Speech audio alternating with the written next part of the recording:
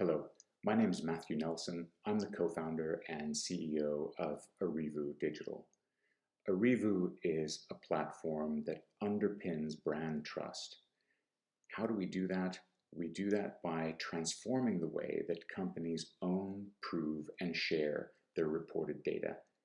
And in this case, we're looking at ESG and sustainability reported data. I was delighted to be invited to speak at Brussels Blockchain Week and terribly disappointed to not be able to attend in person. But I've put together the presentation content in a brief video that I hope you'll enjoy. The topic that I'll be speaking to today is ESG, Blockchain, and Trust.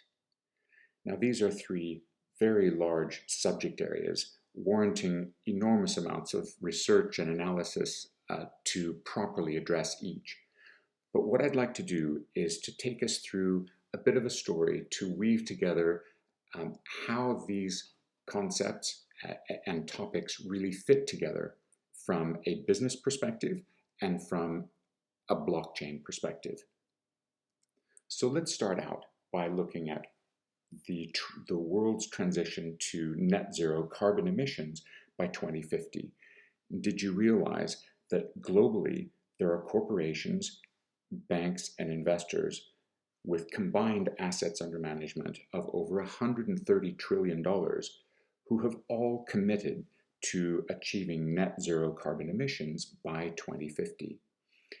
Now, this is a very laudable goal, and it's inspiring to know that we have public commitment toward this, but we also recognize the enormity of the challenge that lies before us and the transition that businesses and consumers need to go through in order to achieve this.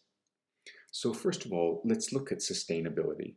Now, sustainability is such an important concept because it's almost moving our corporate ethos from one of hunter-gatherer and taker of resources to a more agrarian cultivator of resources, and those resources include the resources that they're using for product production along their supply chains, as well as the communities of workers that they're working with and impacting.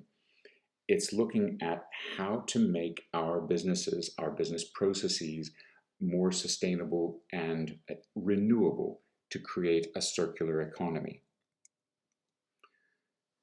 When we talk about ESG, we're talking about environment, social, and governance.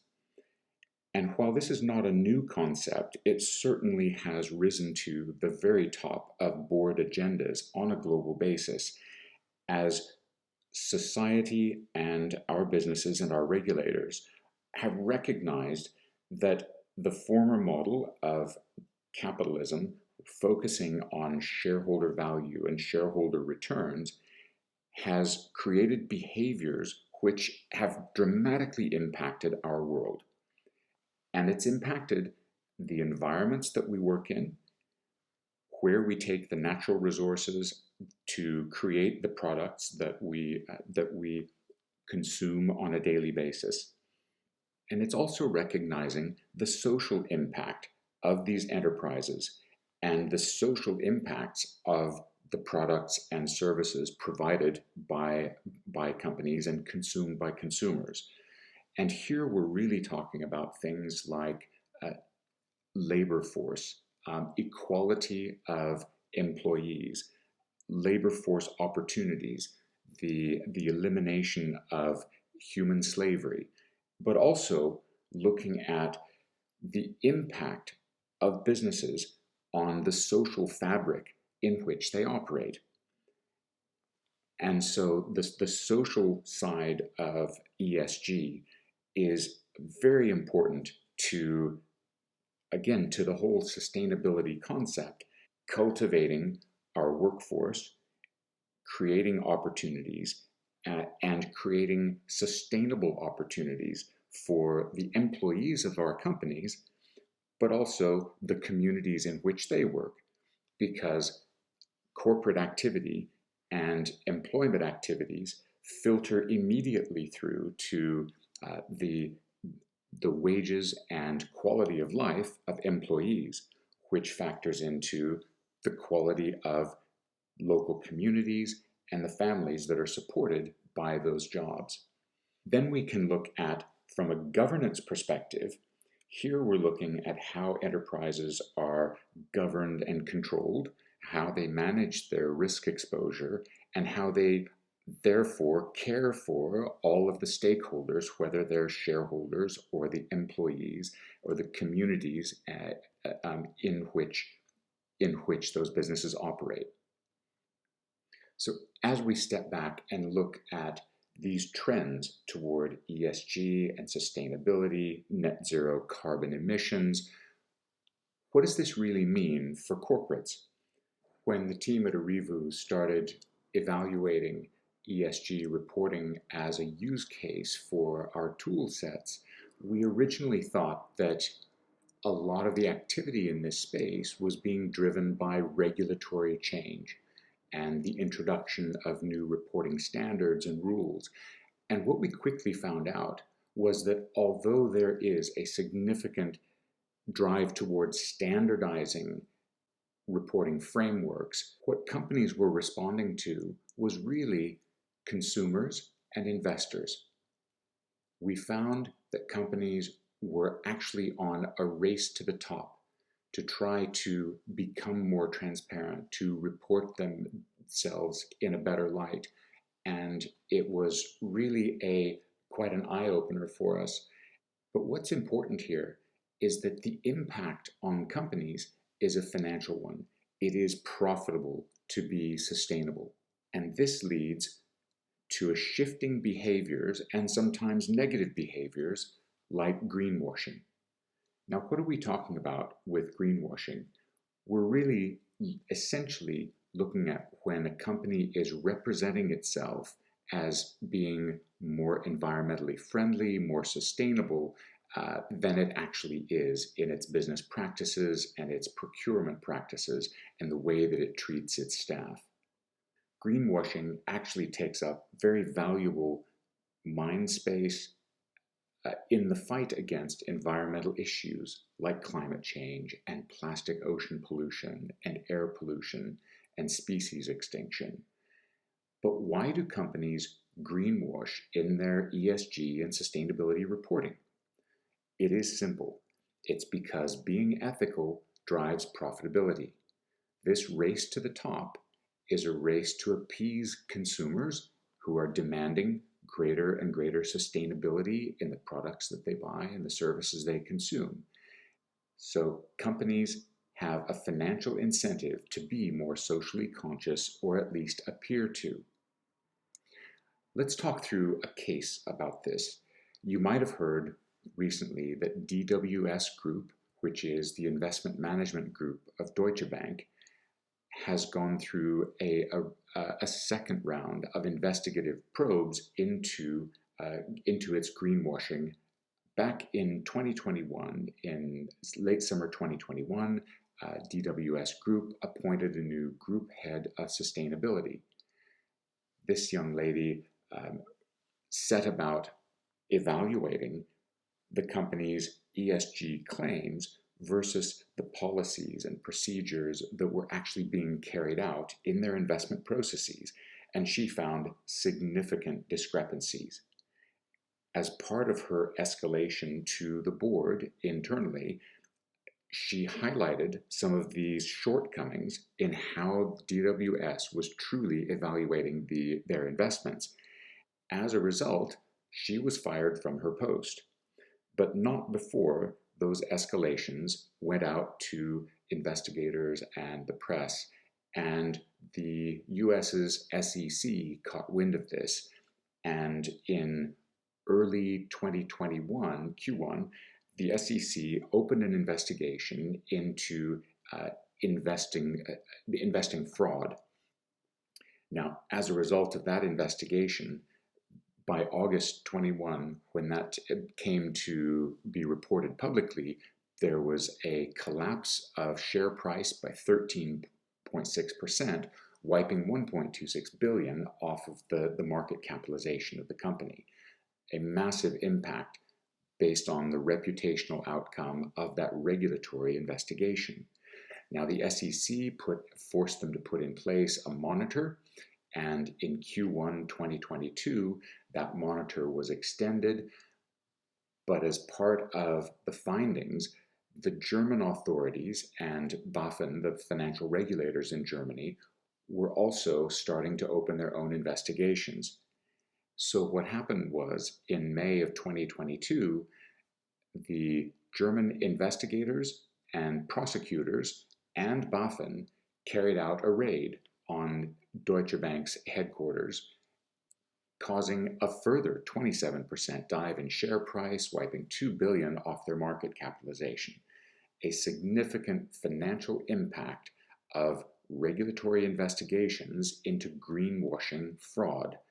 Underpinning all of this is a fundamental lack of trust, both internally and now externally by regulators and investors, a lack of trust in what DWS is actually reporting versus what they're actually doing in carrying out their sustainability and ESG evaluation of their investments. Missing trust is the issue. So let's talk about trust for a moment. To define trust, it is the firm belief in the reliability, truth, or ability of someone or something. That's the Oxford English Dictionary definition. So at Arivu, when we think about trust, we think about what trust on a spectrum related to knowledge and understanding. At the most basic level comes data, the facts and figures and KPIs or statements that are being reported. You provide that information to me, and I have a certain amount of trust in that based on my perception of you, my trust in you as an organization. How do we get a greater level of trust in what you've just told me? We need to see evidence. Prove it. So here we're talking about what are the workings out? How did you get to the KPIs? What data substantiates your statements, the facts and figures that you are reporting to me? Very important to have a body of evidence substantiating your reported facts and facts and figures. So how do we move beyond to gain even greater trust in your reported information? Well, it is by carrying out third-party audit and assurance over what you've just reported. Now, the challenge here is that the auditors and assurance parties are hired by you, the company, reporting your data and evidence. And while as a third party, I can gain some further level of trust in that audit and assurance that's been carried out, there is still scope for manipulation, for wrongdoing, and misrepresentation of what you've been reporting. Think, if you will, back to the financial crash, where you had rating agencies of various debt securities and subprime mortgages, which were giving very high credit ratings to portfolios of toxic and very poor quality assets. That was an issue that's not been lost on the investment community and various parties involved. And we also, of course, see numerous instances of audit scandals and misrepresentation by auditors, where their incentives are aligned to provide the right story for the party that is paying them. Okay, so how do we get a further level of knowledge and understanding, and therefore a further level of trust? We have to get fully independent data. Now here we're talking about open source data, IoT devices that are not owned by the reporting company, or even satellite images. So data sources where the reporting entity cannot hide, they cannot alter those data sources. And when we associate the change that we're identifying in those independent data sources to the reported facts and evidence, we have a much greater level of knowledge and understanding of the real situation, and therefore a greater level of trust in what's being reported. The only further level of trust that you could gain is through personal observation. So this is how we think about layering knowledge and understanding and establishing trust in reported data. So how does blockchain fit into this? In public blockchains and distributed ledgers, there are a few concepts that are foundational and very much trust-related that it will help us to bring this to life. The first of those is decentralization. In blockchain, decentralization alludes to the transfer of supervision and decision-making from a centralized entity, an individual, a corporation, or a group of people, to a dispersed or a distributed network. Now, decentralized networks really are trying to decrease the degree of trust that members need to put in each other, and of course to dissuade members of the network to change or alter any of the information that's being shared in the distributed ledger. A couple of the key benefits of decentralization include that they facilitate a trustless setting. In a decentralized blockchain system, trusting other members is not required. This is because every member in the network has a duplicate or precisely the same information that's being disseminated in the ledger. Another concept and benefit for decentralization is that it improves data recovery. Now, when corporations in a traditional world start to trade information across enterprises, the data can be stored away in a manner that allows alteration and change, or where it's stored in ways that are misinterpreting the content. The next concept is that of consensus. Now, consensus is a generally accepted opinion or decision. Now, when it comes to blockchains, which are in essence distributed databases, the network's nodes must each reach an agreement on the network's current state. This agreement is achieved using consensus mechanisms and protocols. Immutability is one of the key features of blockchain and distributed ledger technology, and immutable transactions make it impossible for any entity to manipulate, replace, or falsify any of the data that's stored on the network. Now, in addition, all historical transactions can therefore be easily audited at a point in time, and immutability enables a high degree of data integrity and trust. With the immutability of public blockchains enhancing the current trust and auditability of a system, they can also reduce the time and cost of audits, since verifying the information becomes a much simpler process or is made completely redundant by these features of blockchain. Finally is the concept of being frictionless.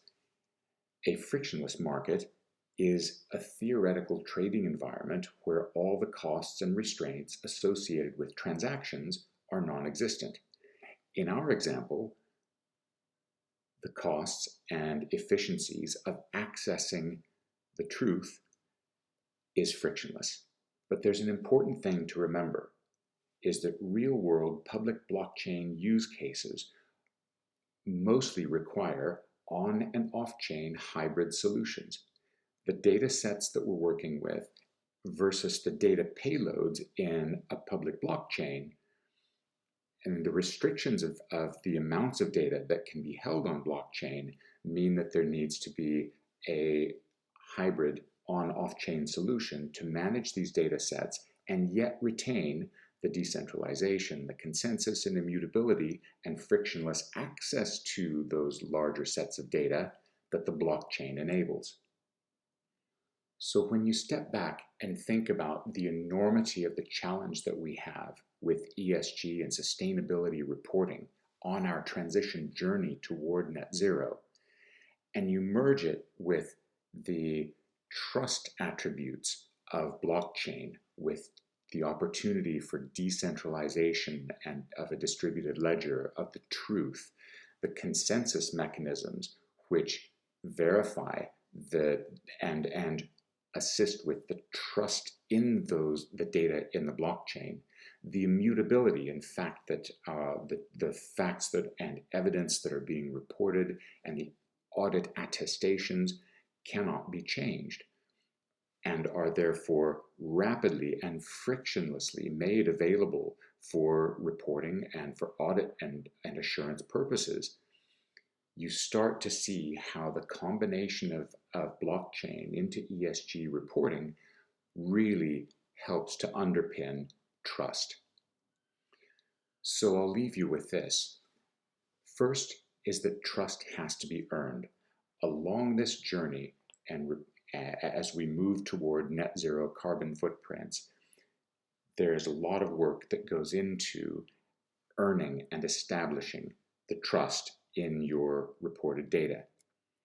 Respect is given as you're earning that trust, and loyalty is demonstrated, but betrayal of any one of these is to lose all three. So as you think about your organizations and your transition to net zero, the trust that needs to be embedded in your business activities, in your provision of services and products to your customers, when you think about these different use cases that are possible, that blockchain makes possible, we would love to hear from you and help you further in establishing trust on your journey toward net zero. Thank you very much for your time.